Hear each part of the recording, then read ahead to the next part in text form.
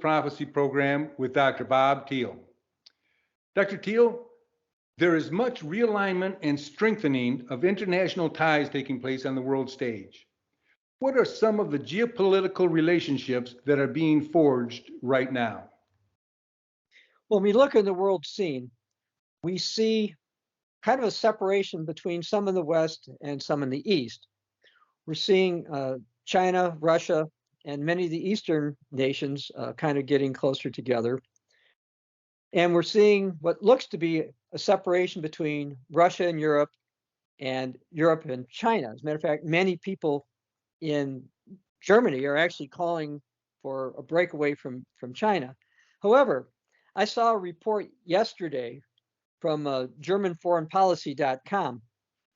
And while a lot of people in Germany want to reduce ties to China, others have a different view. So let me read something from this report. It's out of Beijing and Berlin.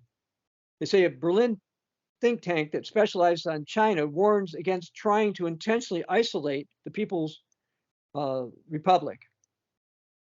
And they say that Russia's attitudes toward China diverge quite a bit from the mainstream narrative in the Western world, according to the Mercator Institute for China Studies. It's an important group, and it says the West's public extremely negative perception of China is generally not shared with the rest of the world, and that People's Republic of China has a better international reputation in many lands than the United States of America, because it doesn't lecture the governments in Africa, Asia, Latin America, and because of the Chinese market and the fact that the Chinese are investing in their countries. So this report is saying, hold on, before you try to isolate China, because a lot of people like it. And, Europe is being encouraged to do various bold initiatives, by the way, in Asia. Now, China's claimed to be the second largest economy in the world. It actually might be first. The United States is supposed to be first, but depending on how you count it, in some ways, China is ahead. On the other hand, European Union, if you put it together, is actually the largest economy in the world. And so there's reasons that China is going to want to talk to Europe, and Europe is going to want to talk to China. Well, why is the size of their respective economies significant on the geopolitical arena? Well, being the biggest players on the block, it's tough for them to ignore one another.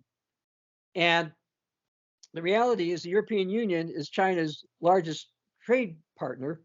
And in 2020, China overtook the United States as being the EU's largest trade partner. So the United States is going down and China is going up. Now, this is talking about trade in industrial and manufactured goods. Now, if you look at services, the United States is actually the EU's biggest partner. But with trade and manufactured goods, remember, Germany makes things like machine tools that China buys, and the Europeans are buying manufactured goods from China. So there's a lot of interaction.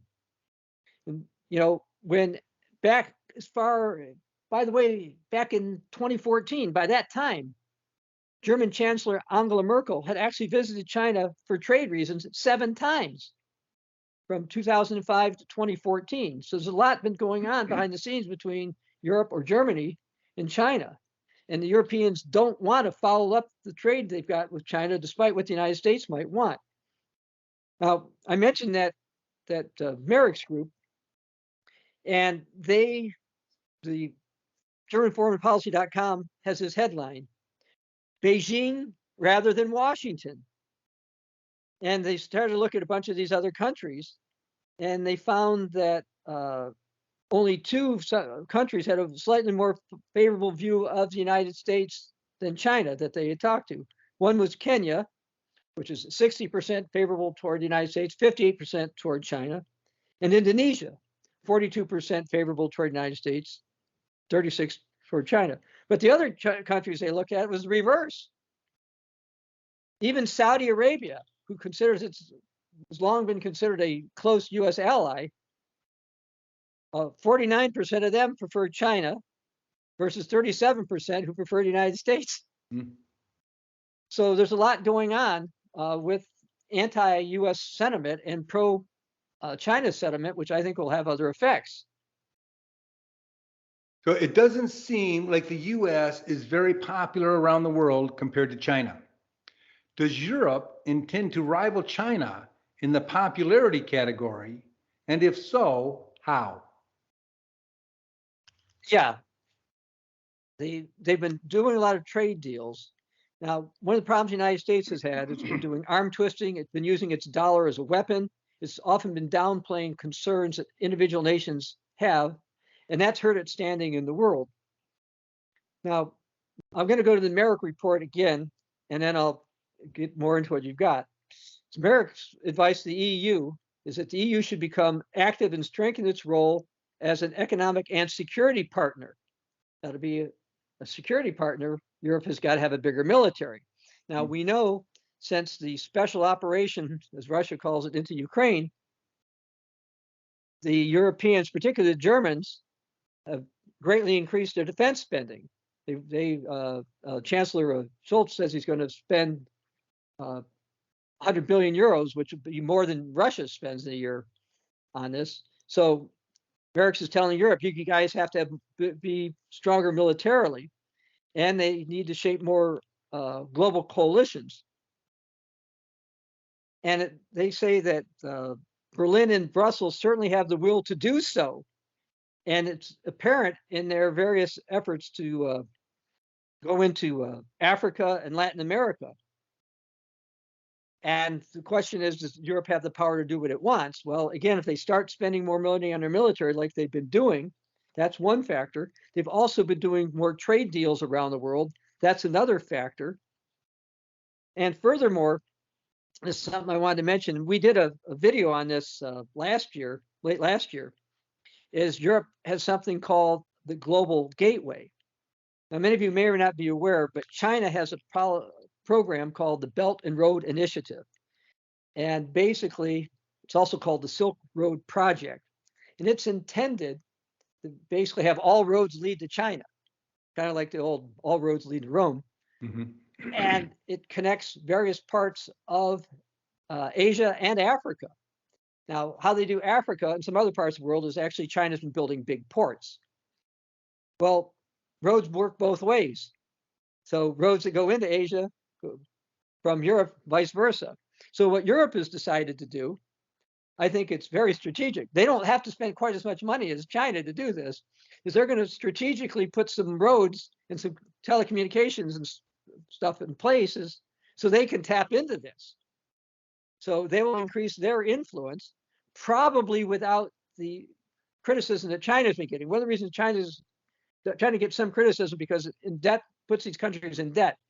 Europe, not so much. In Europe has history, they tend to forgive the debts more often. So the Global Gateway is something that the Europe is doing. It's supposed to focus on physical infrastructure, such as fiber optic cables, transport corridors, clean power transmission lines and networks. And so this is what it's trying to do. It's an ambitious project, but it's intended to have Europe, not China, to gain dominance. And the US is losing dominance in these parts of the world.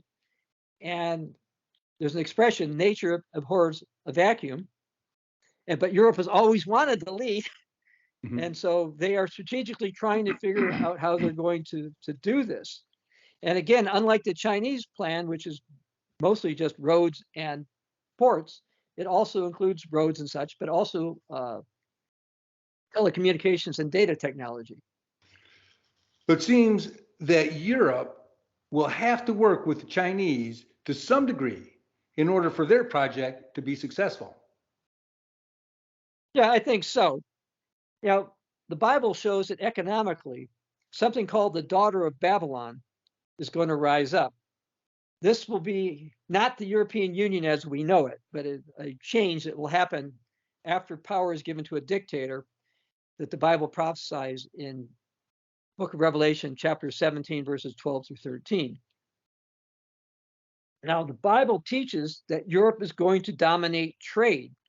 You can see that in Revelation chapters 17 and 18. In verse 18, it talks about end time Babylon, and that the kings of the earth commit fornication with her, and that the merchants of the earth became rich through the abundance of her luxury. And how? By trade. The nations of the world are going to get wealthier by trading with a European entity, and that's going to include China. If China doesn't want to cut Europe off, okay? China doesn't want to cut the United States off, but they had to pick between one or the other. They'd probably cut off the United States. But Bible talks about in Revelation 18, the various kings of the earth who were committing fornication with Babylon.